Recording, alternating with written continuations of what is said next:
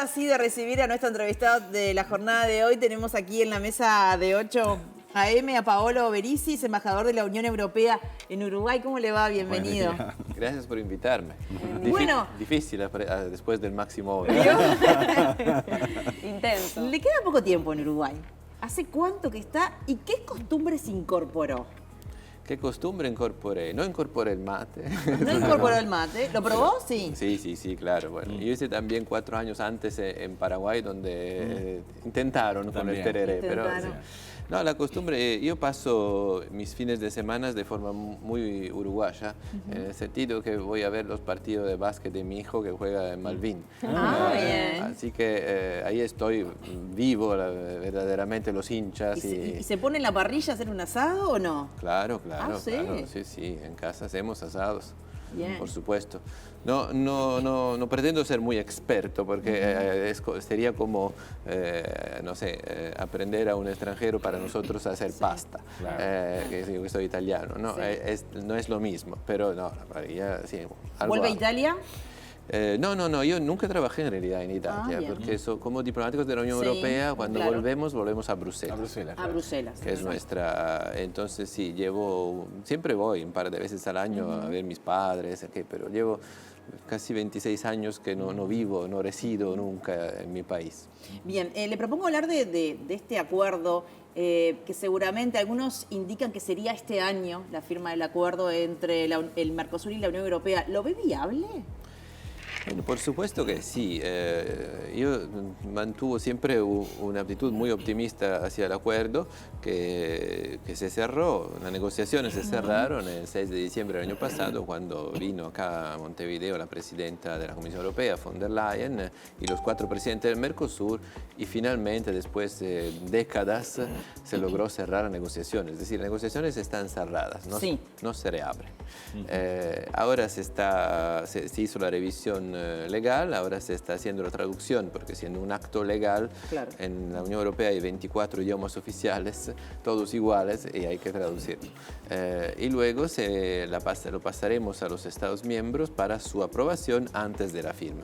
¿Viable? Sí, viable, absolutamente. ¿Este año la firma? Sí.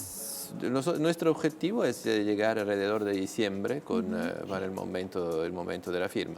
Eso depende de muchos factores, principalmente cómo votan los Estados miembros de la Unión Europea cuando serán llamados a votar antes de diciembre. ¿Es beneficioso para el Mercosur lo que está pasando con Estados Unidos y la Unión Europea? Bueno, ayer Trump firmó un acuerdo con China que baja los aranceles entre ida y vuelta. No está hablando muy bien de la Unión Europea, Donald Trump. ¿Sería beneficioso para esta parte del mundo la situación que se genera entre Estados Unidos y la Unión Europea? Lo que es beneficioso para esta parte del mundo y en general para el mundo es que se reduzcan los aranceles, que es la misma dirección en que va el acuerdo entre el Mercosur y la Unión Europea. Ahora, con lo que están haciendo los Estados Unidos, obviamente vemos 2 cosas. Primero, que hay una negociación en curso entre los Estados Unidos y varios, inclusive la Unión Europea, que adoptó contramedidas, pero la suspendió. Cuando los Estados Unidos suspendieron la suya, nosotros suspendimos la nuestra. Para nosotros volver a la situación anterior sería lo ideal. Lo que vemos con China, bien, amenaza de aranceles, luego negociación, luego reducción. Perfecto. Estamos volviendo a un poco más de lo que era la situación anterior, pero todo esto que deje fluir el comercio mundial hace bien a la salud de la economía. ¿Cuáles serían los puntos de alguna manera más álgidos o que requieren de mayor análisis en un eventual acuerdo entre la Unión Europea y el Mercosur? Bueno, para nosotros se logró el equilibrio perfecto y ya se había hecho un anuncio en 2019, lo que pasó en 5 años es que se agregaron elementos importantes sobre la sostenibilidad. Ahora, por ejemplo, el Acuerdo de París contra el cambio climático, que es de 2015, es una componente esencial. Hay toda una serie de cláusulas que enseñan la voluntad de las 2 partes, porque se pusieron de acuerdo al final, en perseguir ciertos elementos. Es decir, no es comercio solamente para lograr más dinero, más comercio, simplemente es también acercar los 2 bloques y firmar algo que enseñe una comunanza, una proximidad ideológica de valores compartidos, de democracia. Creemos que hay que luchar contra el cambio climático, creemos que hay que respetar los derechos laborales, los derechos humanos. Esto es lo que dice el acuerdo, más allá obviamente de mucha reducción de aranceles y mucho intercambio comercial. Hay reglas estrictas, ¿no? Por ejemplo, con respecto a la deforestación. Brasil hace unos años tenía un -10 en ese área. ¿Se ha podido mejorar en ese sentido en los últimos años? Los datos que nos vienen de Brasil sobre la deforestación son alentadores, se está mejorando la situación y además en cuanto a Uruguay es un país que desde la ley forestal que tiene 40 años no deforesta, entonces al límite a Uruguay esto le puede salir como una ventaja competitiva porque es entre los países que no deforestan.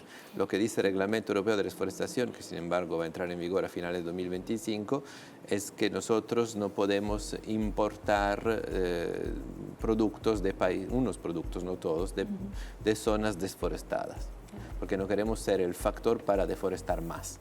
Esto es el principio.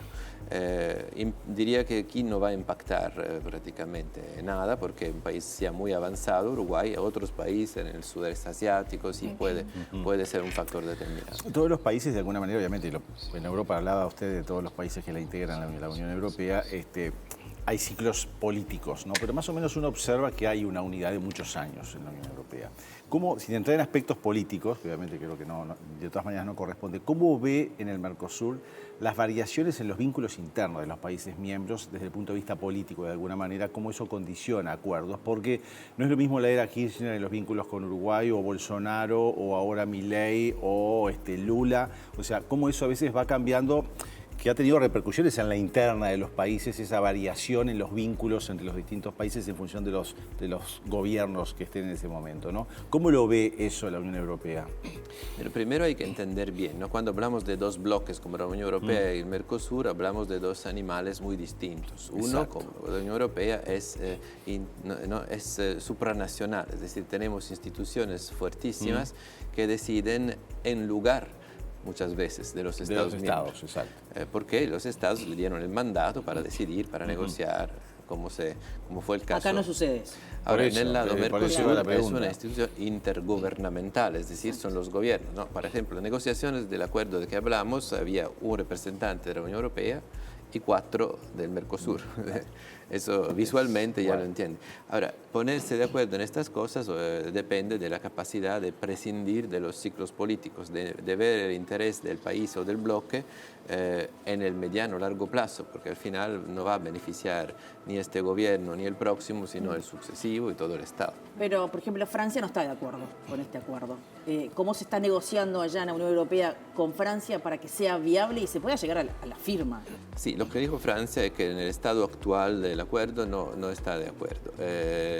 Ahora, el objetivo que se propone la Comisión Europea es de convencer a todos los Estados miembros de la Unión Europea con cifras, con números, explicando de que los miedos que hay no son reales y que en realidad va a ser beneficioso para todos. Hay partes del sector, por ejemplo, el sector productivo francés, que ya escribieron que están en favor. La Cámara de Industria. Ahora bien, eso va a depender mucho de la forma de que se va a presentar el acuerdo a los Estados miembros, porque no está decidido todavía bajo qué forma se va a presentar. Hay una forma que requiere unanimidad, otra forma que no la requiere. Pero en general, el objetivo, nosotros no ganamos nada en tener países europeos que están en contra del acuerdo, aunque un día se pueda votar por mayoría, ¿no? Calificando por... El objetivo es que estemos todos de acuerdo. Y repito, creo que es viable lograr que para diciembre se puede llegar a una firma. Bueno, se reunió con el presidente Orsi a fines del año pasado. ¿Cómo fue esa reunión y ha seguido teniendo contacto? Bueno, vi el presidente unos 40 minutos en diciembre, en bilateral, así. Nos conocíamos desde antes porque había estado en Canelones y todo. No, fue muy amable, creo que es una relación muy constructiva. Luego lo vi de vuelta para la inauguración el 1 de marzo. y claramente seguimos en contacto. No tenemos muy buen relacionamiento, es una persona que siempre fue agradable, amable con nosotros, recuerda la cooperación que la Unión Europea dio al departamento de Canelones, así que, pero sí, lo que veo es que cambian los gobiernos en Uruguay, pero no cambian los valores. Y ¿Con esa imagen se va de Uruguay? con esa imagen, seguro, una imagen de estabilidad. Yo diría, Uruguay es un país donde nosotros diplomáticos, veo diplomáticos que después de jubilarse vuelven a vivir a Uruguay. Mira. Y eso habla muy bien, porque significa que nosotros vivimos en nuestra carrera en 8 o 9 países distintos, Claro. y cuando ves colegas que se jubilan y vuelven a ¿Quién, Uruguay, por ejemplo? Yo no me doy cuenta ahora. bueno, no puedo dar datos privados, No, pero existen. no, capaz que alguno públicamente lo había contado. Existen. Ok. Y eso... Buen dato. Habla bien de Uruguay. Habla bien de Uruguay, sin pero duda. quizás viviendo solo aquí uno se critica más porque ve, Bueno, sí, claro. ve solo Ojo, ¿Le su... gustaría a campana. usted, cuando se retire, vivir en Uruguay? Oh, sí, es una... Creo que sí, un par de países que tengo donde viví, uno de los cuales es Uruguay, son países perfectos para... ¿Cuál otro si no? Yo viví en Croacia, que es un país muy, muy lindo. Sí. Pero sinceramente pienso que voy a retirarme en Italia. Así que Ah, está bien, Familia, está porque bien. llevo demasiado tiempo claro, afuera. Sí, Familia. sí, Bueno, exacto. muchas gracias por la Muchas visita. gracias. Gracias Un a placer recibirlo y bueno, suerte en su próximo destino. ¿Ya sabe cuál es? No, bueno, quiero que ahora voy a pasar un tiempo en Bruselas Sí. y luego prepararme para cualquier otra cosa. Muchas gracias. Gracias. Gracias por la visita.